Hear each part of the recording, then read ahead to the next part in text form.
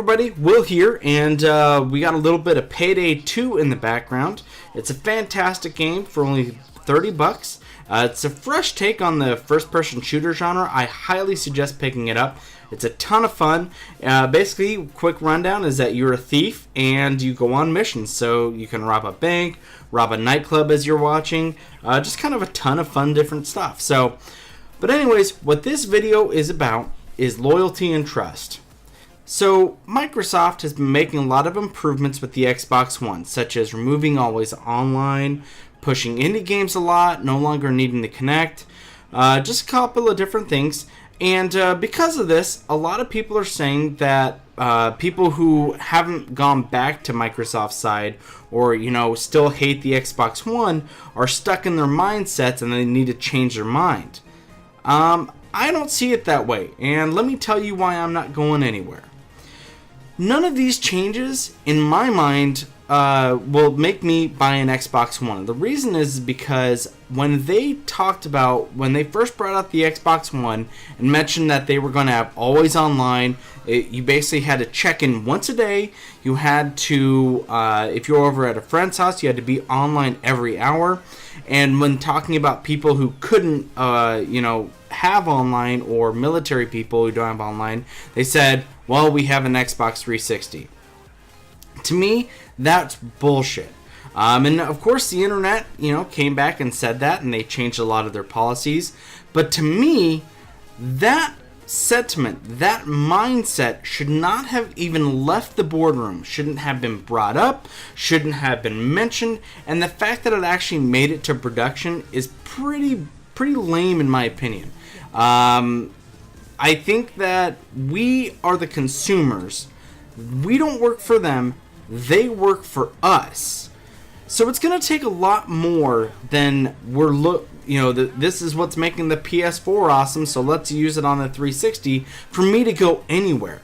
It's my earned money, and I will buy what I want until they show me that they have not only changed their policies, but learned their lesson, because to treat consumers the way that they did is downright criminal.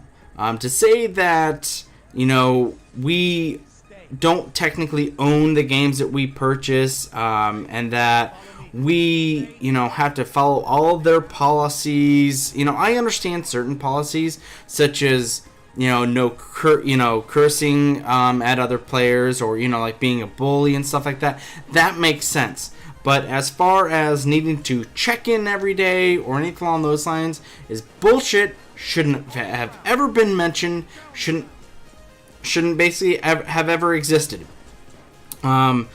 Basically, that should have just stayed as water cooler talk, because it's just a disgrace towards us consumers. And to everybody that's flipping back to the Xbox One, more power to you. I mean, I don't have any hate for you.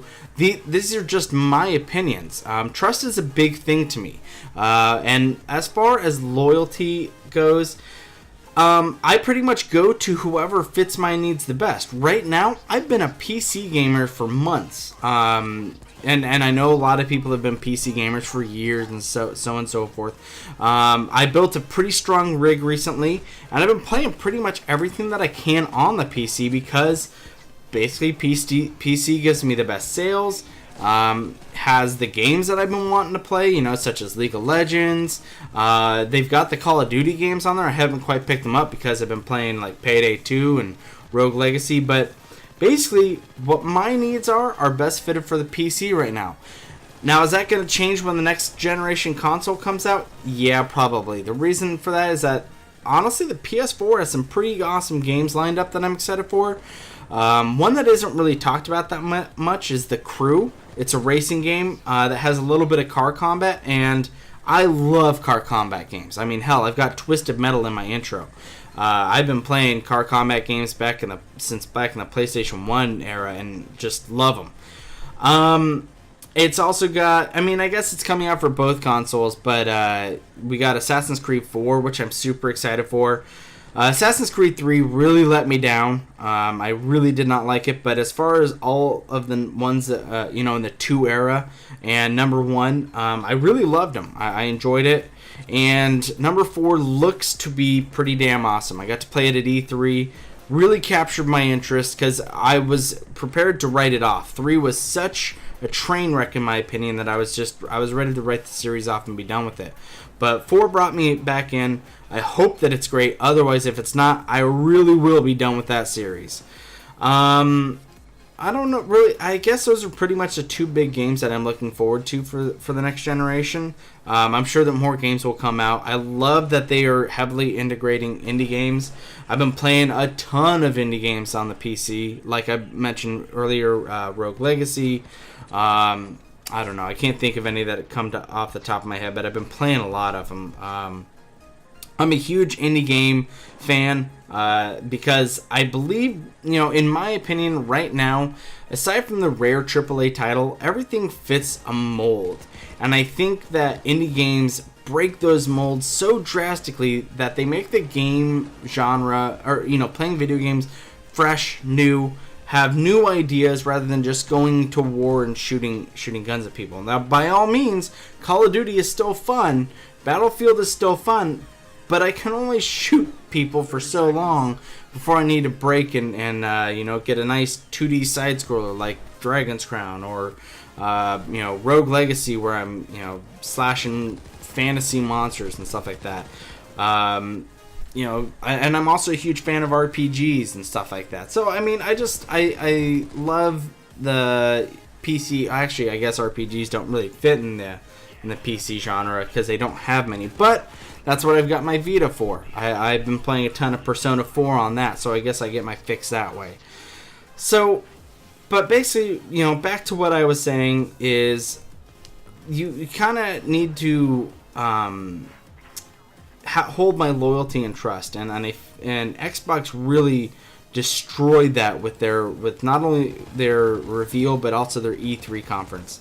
I mean, however many games that you want to show me and however cool that you may think... I really am interested and want to play Rise. The game that looks like almost 300 in Roman times. I mean, I got to play it at E3. It was a ton of fun, but still, if you don't have my trust and you don't have my loyalty, I'm just not even going to waste my time. It isn't worth it to me because I need to be treated as a consumer. I need to be treated like I am a person that is buying your game. And for you to say that I'm not that is just going to turn me off like that. You're not worth my time. You're not worth my money. And I'll go on elsewhere. And that's perfectly fine. There are a whole bunch of new consoles that are coming out. There are a whole bunch of other consoles that are already out. I shouldn't say consoles. No, other systems. Which I can get better deals for. And if I had a little bit of patience, I could probably play the games on PC for cheaper anyways.